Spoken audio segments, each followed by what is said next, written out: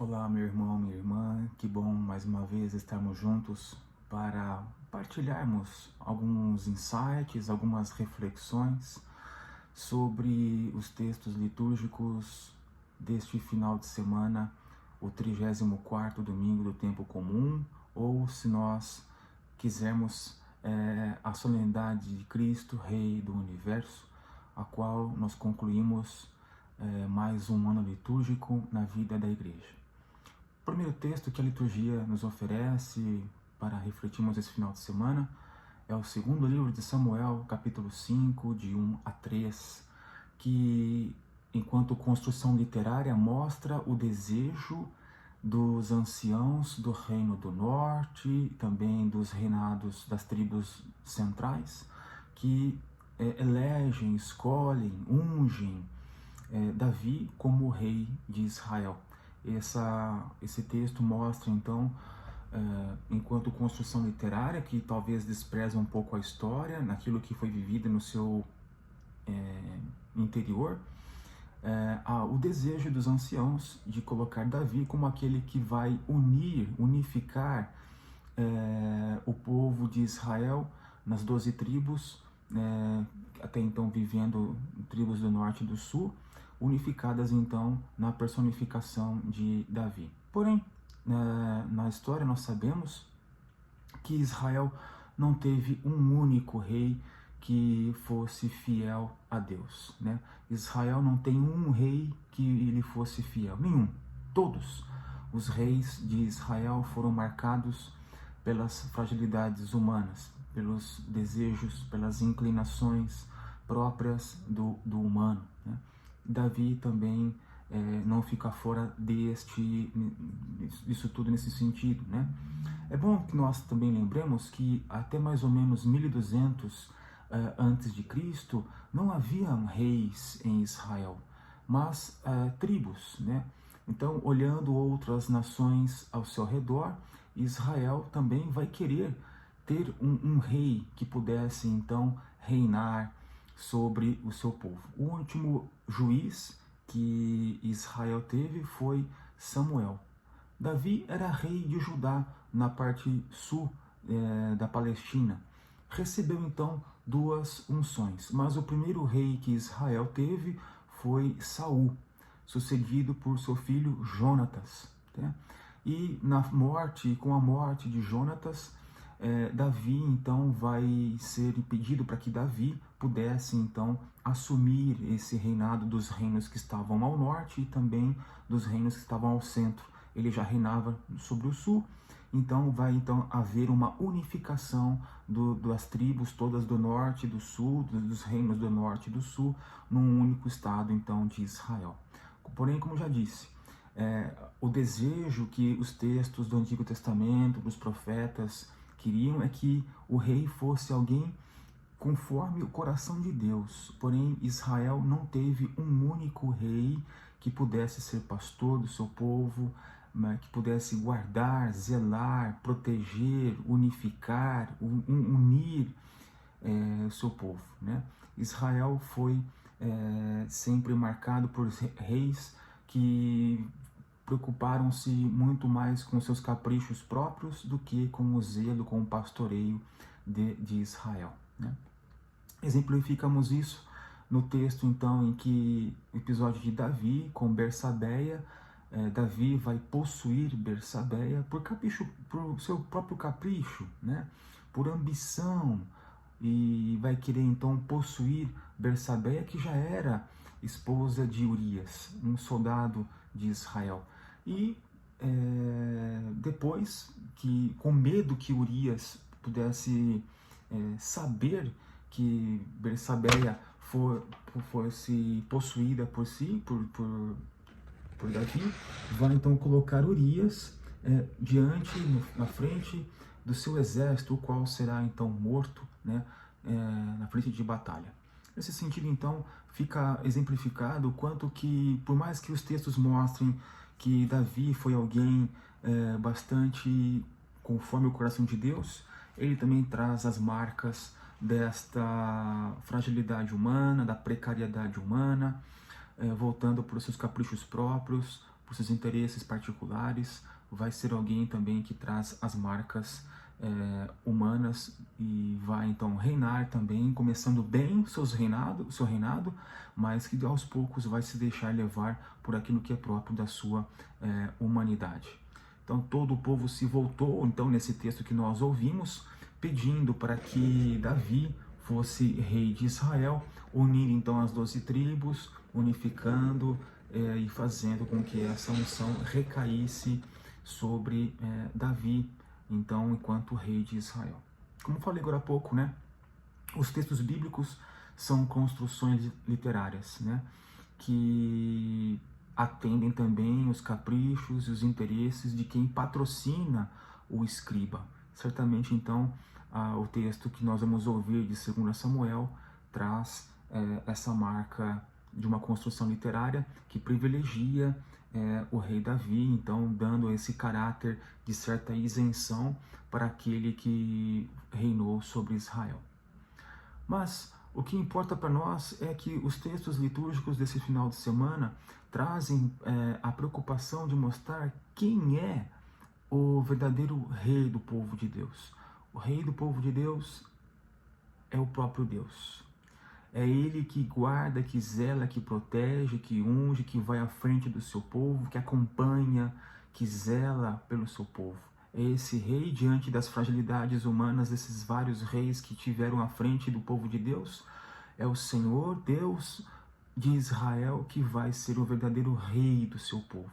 Nesse sentido, o texto do Evangelho de São Lucas, capítulo 23, 35 a 43, mostra bastante essa marca da teologia lucana nesse texto que nós vamos ouvir, marca da misericórdia, marca da teologia lucana que provoca em seu leitor uma reflexão profunda de quem é Deus e quem é o Deus do seu povo, né? Nesse sentido, o texto que nós vamos ouvir nesse final de semana é da crucificação de Jesus entre dois ladrões, né? E logo ao início o texto traz uma invocação dos chefes que estavam ali junto aos crucificados, dizendo para Jesus, né, se tu és filho de Deus, desce-te daí e salva-te a ti mesmo.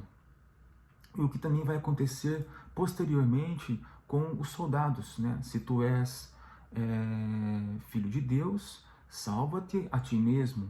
E isso vai ficar bastante marcado, então, na teologia de São Lucas desse final de semana. E pela terceira vez, até os malfeitores que estavam ali crucificados junto com Jesus também vão fazer esta mesma provocação a Jesus. Se tu és, de fato, filho de Deus, salva-te a ti mesmo e a nós. Tem um plus aí na terceira invocação. Se tu és filho de Deus, salva-te a ti mesmo e a nós.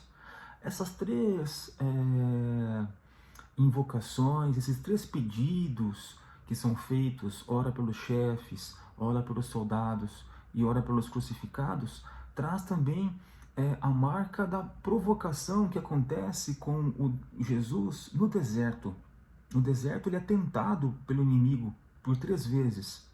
Se tu és filho de Deus, transforma estas pedras em pães. Se tu és filho de Deus, joga-te daqui abaixo que os anjos de Deus virão até ti e te salvarão.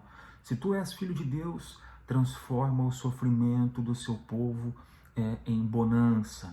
Nesse sentido, então, para dizer que a vida inteira de Jesus, ele sofreu as marcas da tentação. Essa é a primeira provocação, acho que nos faz entender o texto de Lucas na crucificação de Jesus.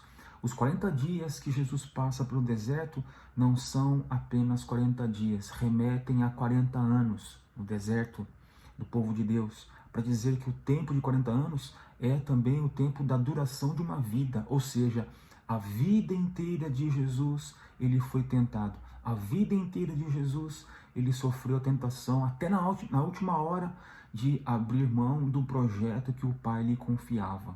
E ele vai ser fiel a esse projeto, não vai abrir mão desse projeto, porque ele poderia, né, se quisesse, abrir mão desse projeto, salvando a sua própria vida. Ou seja, a vida de Jesus se faz doação, a vida de Jesus se faz entrega, a vida de Jesus é doada totalmente, sem reservas, até o último momento.